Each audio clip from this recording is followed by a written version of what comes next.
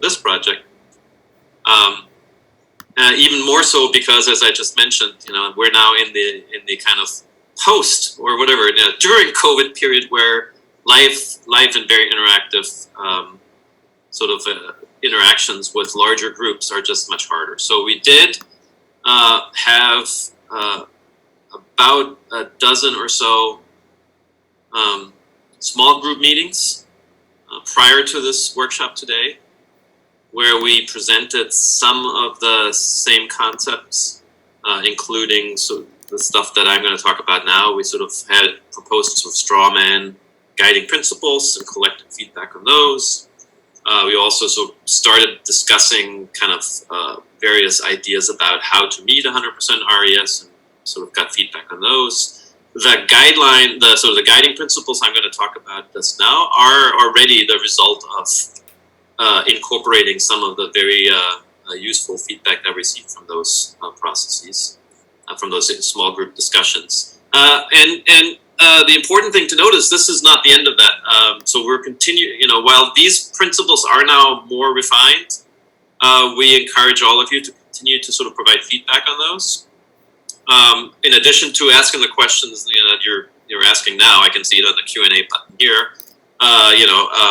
Do also email any further questions or comments on these guiding principles and on what Mike will present in a bit to the email address that's there.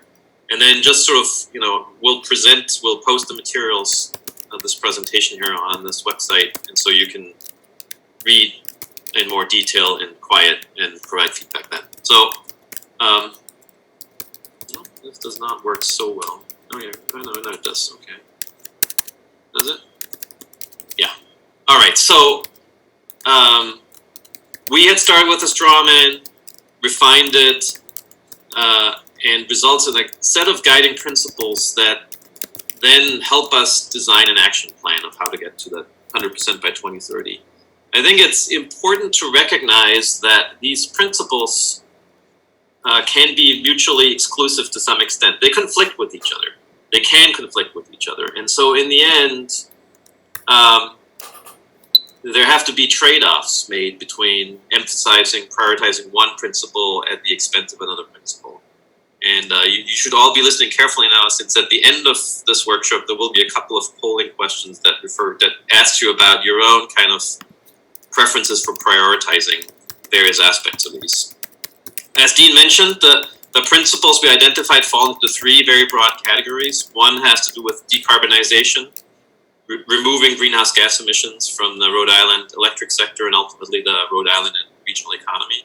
A set of economic principles, and then a set of principles that have to do with how any policies that are part of the action plan get implemented and how they interact with other existing Rhode Island policies and preferences. Down. This is not working so well. Yeah. Here we go. So let me start with the decarbonization principles. There are three principles that could be considered. The first one is just a relatively generic sort of climate leadership, Rhode Island's climate leadership role. It could be a sort of a real emphasis on making sure that Rhode Island helps push down greenhouse gas emissions, as much as possible to avoid the worst consequences of climate change. Now, Rhode Island is an important but still a pretty small state, and Rhode Island knows that it's a small state. So one really important component of a climate leadership kind of principle is to set an example for other states and sort of show how it can be done. So that's one. Second, somewhat more narrower goal is to make sure that the policies that get implemented lead to the decarbonization of the power sector. That seems kind of obvious when you say create a 100% renewable electricity sector, but there are a number of factors that need to sort of be considered when, if you want to make sure that any policies actually do reduce greenhouse gas emissions in the power sector. First of all, there is a somewhat technical term called additional. So any reductions, any policies that are implemented should lead to additional reductions in greenhouse gas emissions in the power sector. That means reductions that would not have occurred absent the policies that Rhode Island is implementing.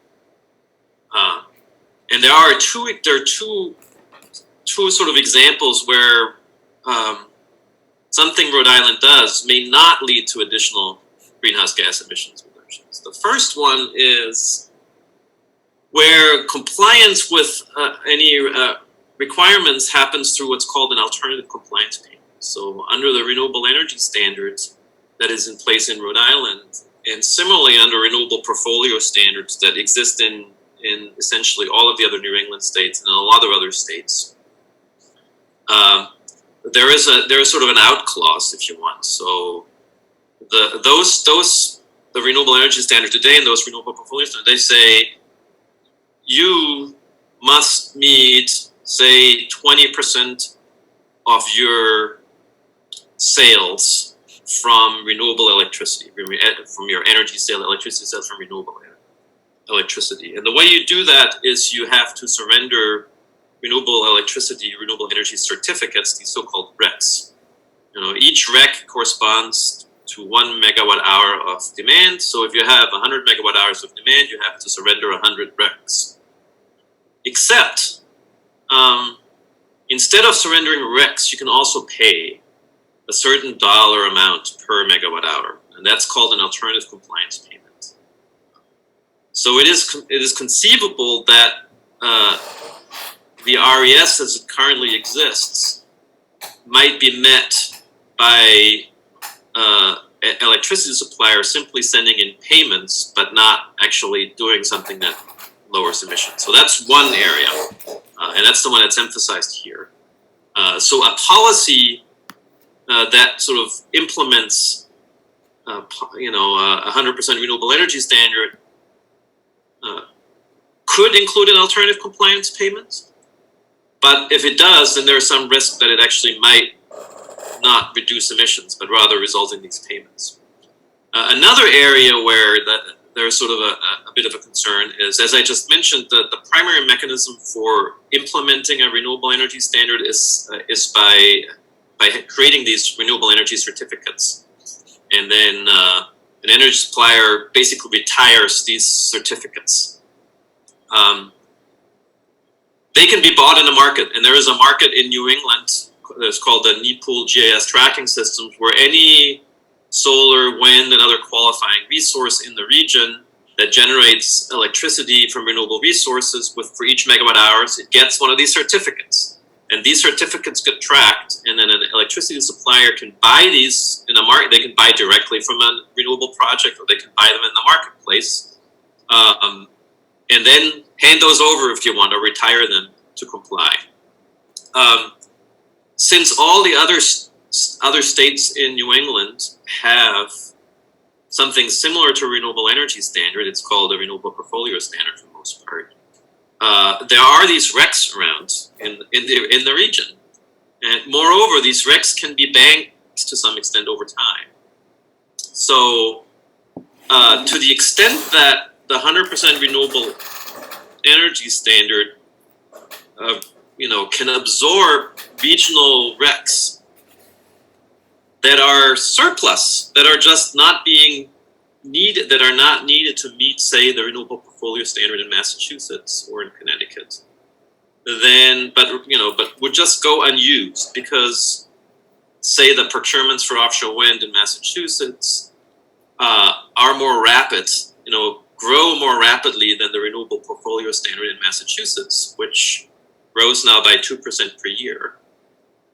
So if a result of that procurement, the amount of offshore wind and maybe onshore wind and solar generation in the region increases more rapidly than the actual requirement to hand over the RECs, then there might be a surplus of RECs in the region. And if the Rhode Island 100% renewable energy standard does nothing more than use those surplus RECs, then as a result of the policy or the program, you wouldn't actually necessarily see any additional renewable generation in New England. And as a result, the policies would not result in additional greenhouse gas emissions reductions, since nothing really happens on the power generation side that wouldn't happen absent the Rhode Island policy. So this was a little long, but I think it's important. These concepts will become important and will remain important throughout this project. What are the kinds of things beyond just saying surrender an amount of RECs that's equivalent to 100% of Rhode Island load? What other policies are needed to ensure that there is additional generation of renewable resources? The final point on the power sector decarbonization has to do with something that Mike is going to talk about in a second. We want to make sure that 100% of load is for the 100% of demand. Now that's perhaps easier said than done, in the sense that not all demand for electricity in Rhode Island is metered. There is some demand for electricity where that is met by behind the meter generation, by somebody who has the simple one that most people can imagine. There is a diesel generator in the backyard that's only used for emergencies when there is a blackout, for example. Right? But you can also imagine an industrial facility that has its own generator on their premises, and it runs that facility to meet a portion of its own demand for electricity. And the most typical example is a combined heat and power plant. But there could be other cases where that is the case. So decarbonizing 100% of demand requires at least thinking about the importance of generation of demand that is met by resources, the output of which is not being measured by the meter. So that's another sort of decarbonizing 100% means capturing all the relevant demand. So that's the power sector policies, like set of policies. Thinking about those things, how much policy do we want to make sure that it's additional renewable electricity? And then finally, there is a decarbonization principle that recognizes what Dean pointed out to. Ultimately, and particularly after 2030, electrifying transportation and buildings and space heating is a major attractive pathway for decarbonizing those sectors. Now, unless the electricity sector remains decarbonized, the rationale for using electrification as a mechanism for taking the greenhouse gas emissions out of transportation and buildings is diminished, right? It's likely the case that if we shifted electric transportation from using gasoline today to EVs today, even in a New England grid that is still primarily natural gas fired, we would see some greenhouse gas emissions reductions because electric cars are more efficient than internal combustion engines. But we couldn't achieve the deep economy-wide decarbonization that is actually required in the state and in the region. So for that reason, we have to think about policies to achieve 100% renewable energy standard, not just with respect to kind of the narrow power sector by 2030, but also make sure that it remains carbon-free as the demand for electricity might increase as a consequence of electrifying primarily transportation, buildings, and perhaps other industrial sectors. So that's the decarbonization principles. Yeah, sorry, I'm struggling with my own. It's not working. There we go. And that might have been Dean doing the trick after all. I'm not sure. So the second really important set of principles are economic principles, and there are three principles that may not be completely aligned with each other. So there might be some sort of trade-off that has to happen. There may also be trade-offs between these economic principles and the decarbonization principles. Most importantly, so the first of these economic principles is clearly a cost effectiveness.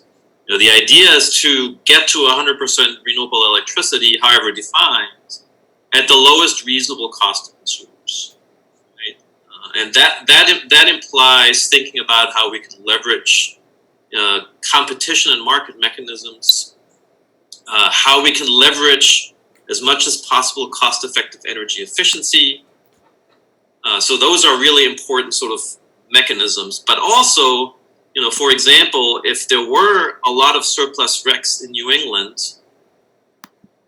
then making broader use of such surplus RECs could well be less expensive than procuring new renewables, which might be more costly. So there are trade-offs potentially between kind of how strictly we define the decarbonization of the electric sector on the one hand, and cost effectiveness or cost impacts on ratepayers on the other.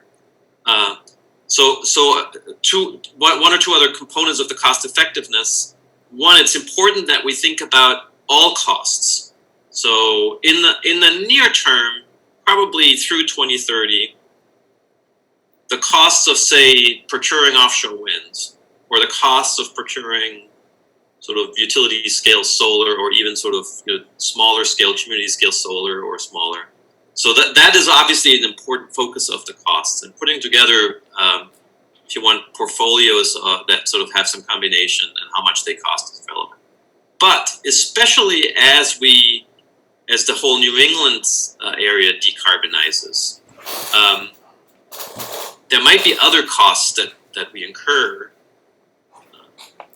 that depend on the type of resources that we built. And in particular, the choice of, say, offshore wind or solar or onshore wind may have implications for how much the distribution and the transmission system may have to be built out. It may have implications for what we call balancing costs. So if we choose, say, only solar, then the graph that Dean showed, where the production from solar in the late afternoon declines just at the time when demand increases as people get home from, well, if they ever go back to work and then come home from work and crank up the air conditioners. So that may then create a need to somehow deal with the fact that you may have to install a lot more batteries, for example, to store the solar energy that gets created in the middle of the day so you can use it at the end of the day. So that's what we call a balancing cost. And again, because Rhode Island is a relatively small portion of the New England system, the balancing issues in the next decade may not become so important, but they will become more important over time. So when we think about the cost effectiveness of an action plan to get Rhode Island to 100% renewables, we want to not just think about the relative cost of offshore wind to, say, solar PV, but we also want to include in these other costs that will become more important over time. And then there is this issue that the average cost impact to ratepayers is important, but we want to make sure that it's also the cost impact on vulnerable customers is considered, right? So for some customers and consumers, energy poverty is a real issue. So they might be particularly vulnerable to cost increases as a result of reaching 100%. And then there are also, say, certain industrial customers who can choose where to expand their operations or reduce their operations. And so the cost of electricity in Rhode Island relative to some other states they could locate to might also be lower. So when we think about cost effectiveness, we want to think about sort of the average cost impact, if you want, of any action plan. But we also want to make sure that we consider the cost impact for various customer groups. And that's in line with sort of a second economic principle that has to do with energy and environmental equity. It's certainly true that traditionally there have been serious sort of risks, if you want, that certain types of energy assets would be located in places where vulnerable populations live. And in some sense, moving towards a 100% renewable electricity system provides perhaps an opportunity to rectify that and sort of and reverse it, in that the kinds of renewable power generation that we all think about, say just on land, a solar facility, it doesn't have any emissions, but it may create jobs. So creating opportunities for previously disadvantaged communities to participate in the build out of those kinds of facilities may create opportunities to improve equity across all Rhode Island communities. So that's a second important economics related principle. And then the final one is that different types of renewables and their location can have economic development benefits for the state. So it could be that, I'm not saying it does, it could be that building small-scale solar creates more jobs in Rhode Island than building large-scale solar or building offshore wind. It depends on where the offshore wind gets built and from where the equipment gets shipped. But it could also be that the offshore wind is a little cheaper than the small-scale solar. So there is a case, as I said in the beginning, where the cost-effectiveness principle and the economic development opportunities may be in some sort of a conflict. Nonetheless, both are relevant sort of principles to consider. Finally, still not having a good time. So Dean, if you're, here we go. Oops, no, I don't know how this works. Funny. All right. Finally, there are some policy implementation principles. Now, three of them again. So one, as we have emphasized throughout, we want these policies to be sustainable beyond 2030, right? So we want to make sure that we continue to be at 100% renewable through 2050 and beyond, again at the lowest reasonable cost, which means that whatever we design has to remain flexible to respond to growing loads, which are uncertain. We don't know the speed with which electric transportation will emerge, the speed with which heat pumps will penetrate the heating market, etc. So we wanted to be flexible, but make sure that we stay at 100%. And we need to recognize that, especially post-2030, there may be some challenges that emerge that are not present today, and they emerge because the rest of the New England grid will also increasingly decarbonize after 2030. So for that reason, as we develop an action plan through 2030, we will want to think about what we can do in this decade that kind of prepares for the challenges that emerge after 2030.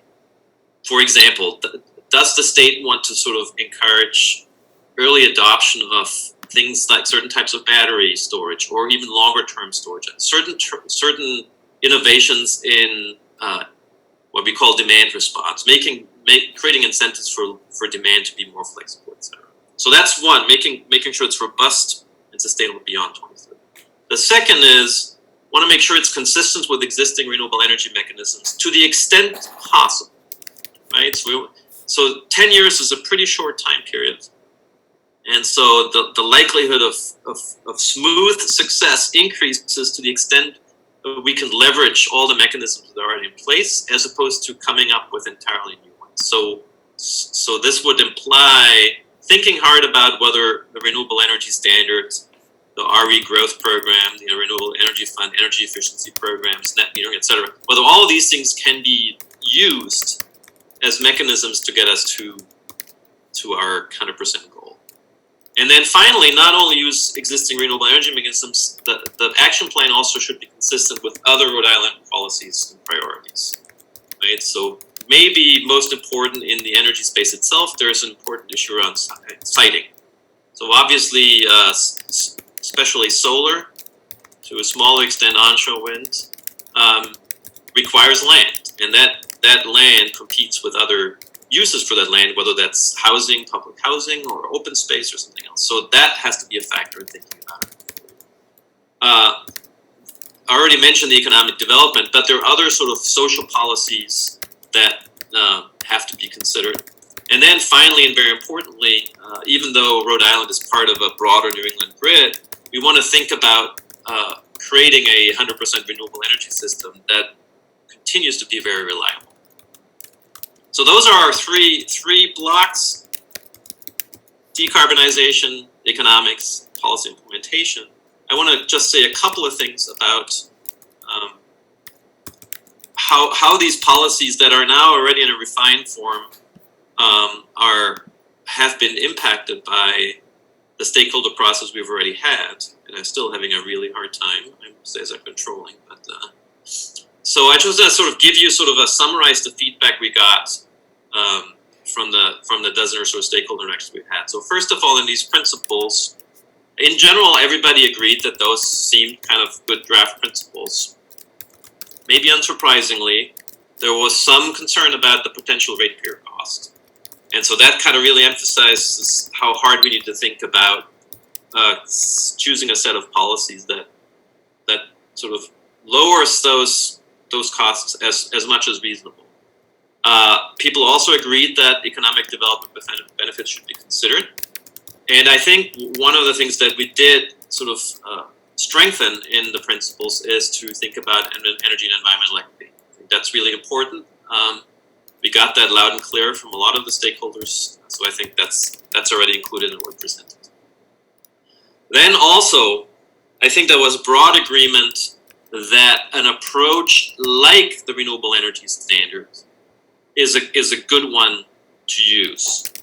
And that means sort of conceptually that load-serving entities, suppliers of electricities, would be required to surrender renewable energy certificates equivalent to 100% of the load they serve, as opposed to, at least through 2030, an approach that sort of thinks about peak demand. So the Dean went a little bit into the distinction between energy and capacity in the electricity system. So the renewable energy system standard approach focuses on annual demand and nothing else, and not on something like peak demand. That's not to say that may not have to shift somehow after 2030, but for the next 10 years, that's the approach. There's also agreement that yes, we do need to at least think about electricity demand that's met from behind the meter resources. I think everybody agrees in principle that's the case, but there are real issues about how much of that demand can actually be measured accurately enough. And how big is that demand? Is it big enough to actually make a difference?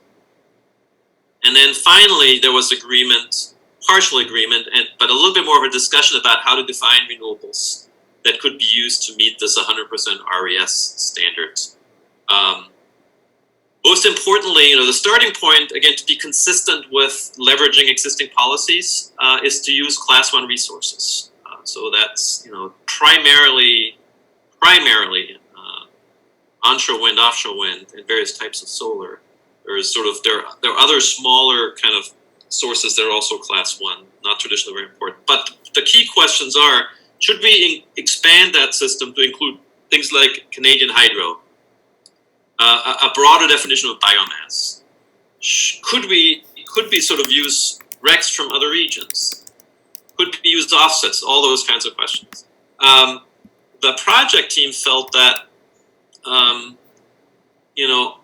using these other things has some real kind of downsides in the midterm, and is probably not necessary in the near term. In the near term, being through 2030. But that over time, as the whole region decarbonizes, then it may well be necessary to think again about whether those kind of key technologies, onshore, offshore, solar, are sufficient, or whether the definition needs to be expanded. Go down again. No, I'm not going down again. Oh, here we go. I am probably through the magic of Dean. So the other thing that I think everybody sort of agreed on is the renewable energy standard is a good starting point, but it's not enough.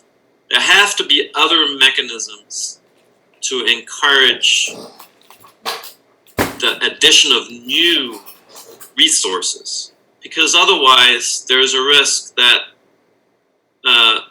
the implementation will take the form of people making these alternative compliance payments, or perhaps just using surplus RECs from either the New England region, or depending on what is allowed, right? If we allowed Texas RECs, Texas has a huge surplus of RECs.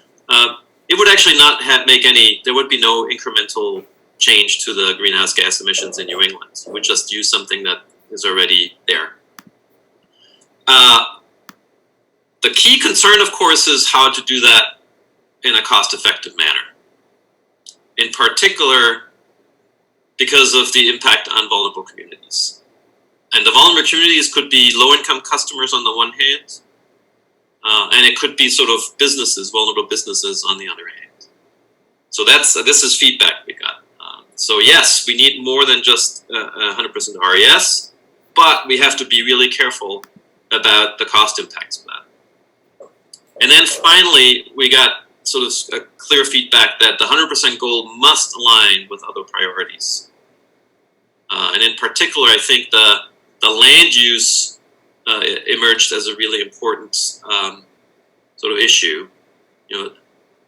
Make sure that you're not conflicting with other really important priorities for land use, open space, housing, and that kind of policy.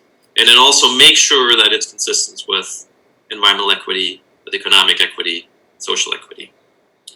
One more. Let's see. Yeah. All right. So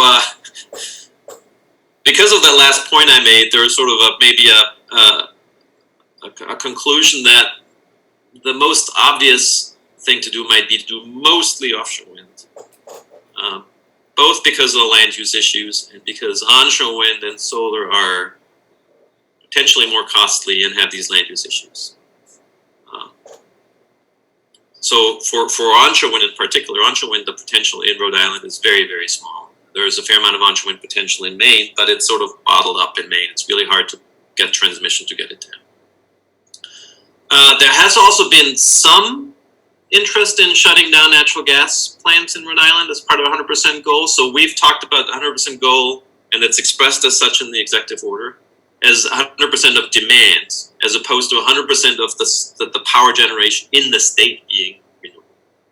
I think feedback was that by and large, even sort of the environmental advocates thought that just shutting down all the gas-fired power plants, that may be a sort of a policy goal in the long run, but it's not necessary to sort of wrap that into this particular goal of 100% RES for Rhode Island. So as I pointed out, so in these sessions also, we do have to think really carefully about the role of RECs, since RECs are something that is being used not just everywhere else in New England, and is currently, other New England RECs are currently eligible to meet the renewable energy standard in Rhode Island, but even beyond that. So there is sort of this sort of trade-off, if you want, between RECs, the use of RECs, and perhaps the use of cheap RECs on the one hand, and this concept of making sure that we're incentivizing additional renewable energy sources. And then the final point, and then I am really done, is the final point is we need to consider the feasibility and the practicality of implementing any of these action plan items that we come up with. So for example, if we put all of our efforts into building out rooftop PV in Rhode Island, are there actually enough installers? Can we build the capacity of installers fast enough to get us to 100%? So that's the kind of thing. Or sort of put another way, is there a benefit to having a portfolio approach so that we can make progress on small-scale solar and an onshore wind somewhere and an offshore wind, which are different sort of industries if you want. And by doing so, by making progress in parallel, we increase our chances of making it to the goal. And I think that is the end of mine. So that's sort of where we are on the policy principles. And I think, Dean, if you are still there and push the button forward. So yeah, so as I said, what I presented now is already the result of us coming up with a straw man, vetting that with the Rhode Island team, vetting it through the stakeholder process, collecting feedback and improving. But we are continuing to solicit feedback about these principles. So are we missing any? Should any of them be removed or substantially changed? So you can, I see there are 16 Q&As. I hope some of them are for the principles. So we want to talk about that. Push *9 if you're only connected via phone. And then also, even if we don't get to your question today, we'll save this Q&A and make it through that offline afterwards. And you also should feel free to reach out to the email address that I'm sure is going to be at the end again on a slide. All right, so I'm going to stop here. And Not sure. Okay. Thank you, Jürgen. Yeah. We do invite additional Q&A. Jürgen said there were 16, now there are 17 open questions. There are about 20 that have been answered. This Q&A stream is actually helpful for us. As Jürgen said, we'll keep it and we'll go back to it to get sort of a sense of the pulse of the group. But we do also invite comments by email. Pick up a phone and call us. You can find us easily. Happy to, and we really value the stakeholder interaction here. So I think we will take a couple of minutes ourselves to maybe answer some of these open questions through the Q&A function of the webinar, and we will.